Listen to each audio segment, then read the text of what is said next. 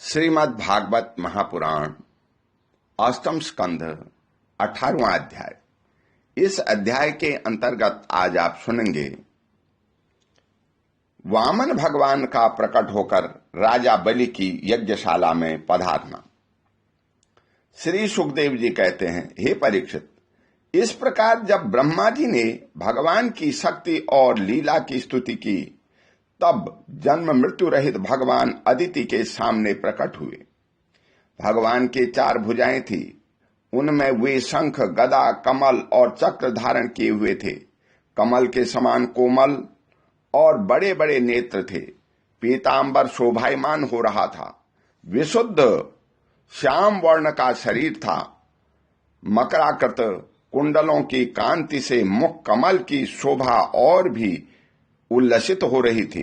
वक्षस्थल पर श्रीवत्स का चिन्ह, हाथों में कंगन और भुजाओं में बाजूबंद, सिर पर किरीट, कमर में करधनी की लड़ियां और चरणों में सुंदर नूपुर जगमगा रहे थे। भगवान गले में अपनी स्वरूपभूत बनमाला धारण किए हुए थे। उनके चारों ओर झुंड के झुंड भौरे गुंजार कर रहे थे। उनके कंठ में कौस्तुभ मणि शोभायमान थी। भगवान की अंगकांति से प्रजापति कश्यप के घर का अंधकार नष्ट हो गया। उस समय दिशाएं निर्मल हो गई। नदी और सरोवरों का जल स्वच्छ हो गया। प्रजा के हृदय में आनंद की बाढ़ आ गई। सब ऋतुएं एक साथ अपना अपना गुण प्रकट करने लगी। स्वर्गलोक, अंतरिक्ष, पृथ्वी, देवता, गौ, द्विज और पर्वत, इन सब के हृदय में हर्ष का संचार हो गया। हे परीक्षित, जिस समय भगवान ने जन्म ग्रहण किया, उस समय चंद्रमा श्रवण नक्षत्र में थे। भाद्रपद मास के शुक्ल पक्ष की श्रवण नक्षत्र वाली द्वादशी थी। अभिजित मुहूर्त में भगवान का जन्म हुआ था। सभी नक्षत्र और तारे भगवान के जन्म को मंगलमय सूचित कर रहे थे। हे परीक्षित, जिस तिथि में भगवान का जन्म हुआ था, उसे विजयादशमी कहते हैं। जन्म के समय सूर्य आकाश के मध्य भाग में स्थित थे। भगवान के अवतार के समय शंख, ढोल, मृदंग, डफ और नगाड़े आदि बाजे बजने लगे। इन तरह तरह के बाजों और तुरहियों की तुमुल ध्वनि होने लगी। अप्सराएं प्रसन्न होकर के नाचने लगी। श्रेष्ठ गंधर्व गाने लगे। मुनि, देवता, मनु, पितर और अग्नि स्तुति करने लगे। सिद्ध, विद्याधर, किमपुरुष, किन्नर, चारण, यक्ष, राक्षस, पक्षी, मुख्य नागगण और देवताओं के अनुचर नाचने, गाने एवं भूरी भूरी प्रशंसा करने लगे तथा उन लोगों ने अदिति के आश्रम को पुष्पों की वर्षा से ढक लिया। जब अदिति ने अपने धर्म से प्रकट हुए परम पुरुष परमात्मा को देखा, तो वह अत्यंत आश्चर्यचकित और परमानंदित हो गई। प्रजापति कश्यप जी भी भगवान को अपनी योग माया से शरीर धारण किए हुए देख विस्मित हो गए और कहने लगे, जय हो, जय हो। हे परीक्षित, भगवान स्वयं अव्यक्त और चित्त स्वरूप हैं। उन्होंने जो परम कांतिमय आभूषण एवं आयुधों से युक्त यह शरीर ग्रहण किया था, उसी शरीर से कश्यप और अदिति के देखते देखते वामन ब्रह्मचारी का रूप धारण कर लिया। ठीक ठीक वैसे ही जैसे नट अपना वेश बदल ले। क्यों न हो, भगवान की लीला तो अद्भुत है ही। भगवान को वामन ब्रह्मचारी के रूप में देख करके महर्षियों को बड़ा आनंद हुआ। उन लोगों ने कश्यप प्रजापति को आगे करके उनके जात कर्म आदि संस्कार करवाए। जब उनका उपनयन संस्कार होने लगा, तब गायत्री के अधिष्ठात्री देवता स्वयं सविता ने उन्हें गायत्री का उपदेश किया।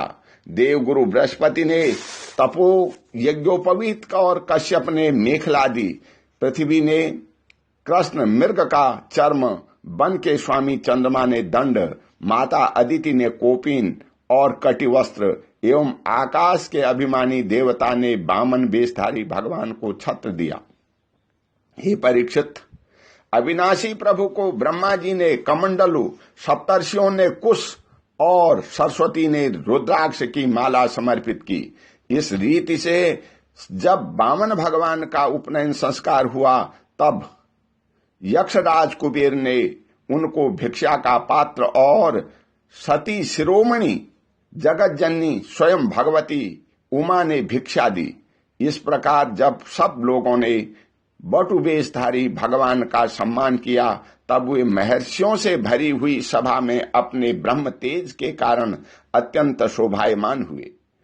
इसके बाद भगवान ने स्थापित और प्रज्वलित अग्नि का कुशों से परिसमोहन और परिस्तरण करके पूजा की और समिधाओं से हवन किया।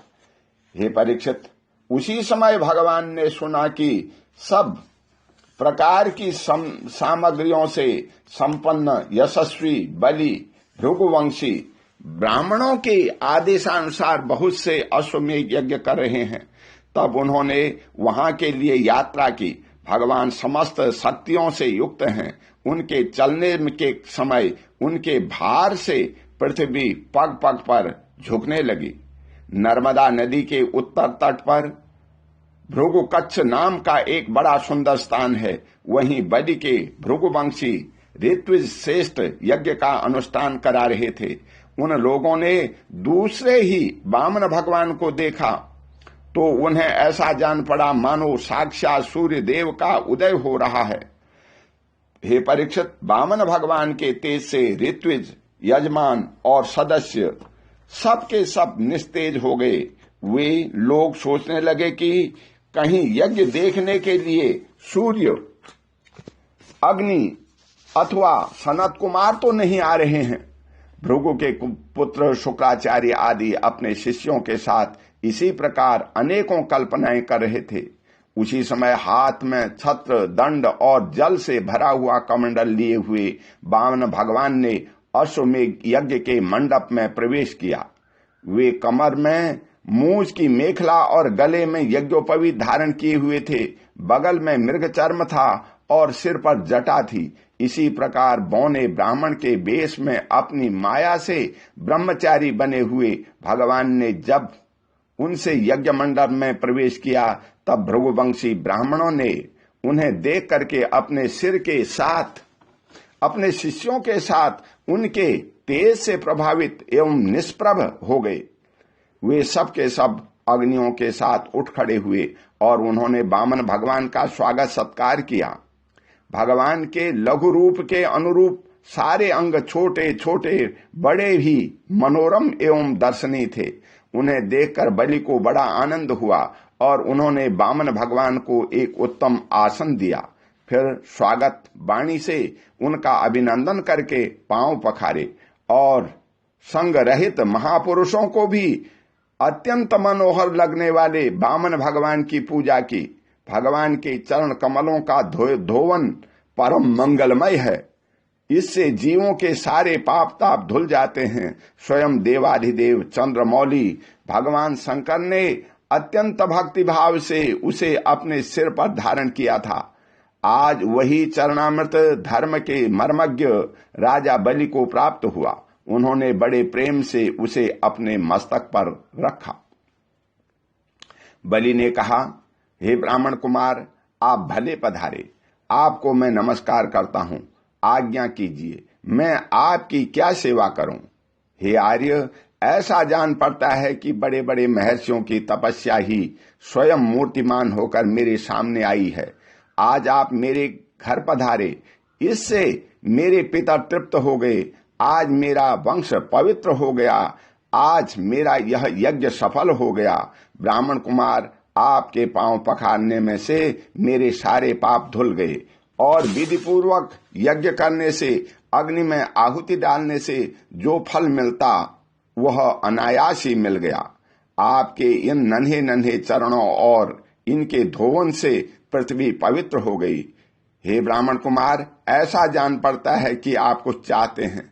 परम पूज्य ब्रह्मचारी जी, आप जो चाहते हो, गाय, सोना, सामग्रियों से सुसज्जित घर, पवित्र अन्न, पीने की वस्तु, विवाह के लिए ब्राह्मण की कन्या, संपत्तियों से भरे हुए गांव, घोड़े, हाथी, रथ, वह सब आप मुझसे मांग लीजिए, अवश्य ही वह सब मुझसे मांग लीजिए। ओम शांति। बोल श्री कृष्ण भगवान की जय।